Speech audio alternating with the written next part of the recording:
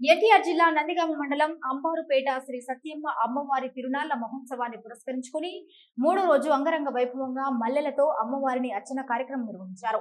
వైభవోపేతంగా అమ్మవారికి మల్లెపూల అర్చన కార్యక్రమాన్ని ఆలయ అర్చకుల బృందం మేళ తాళాల నడుమ వేద మంత్రాల సాక్షిగా నిర్వహించారు. ఈ కార్యక్రమంలో ఆలయ కార్యనిర్వహణాధికారి గెల్లి హరినాథబాబు, ఉత్సవ కమిటీ ప్రతినిధులు, సూపరింటెండెంట్ సిబ్బంది పాల్గొన్నారు.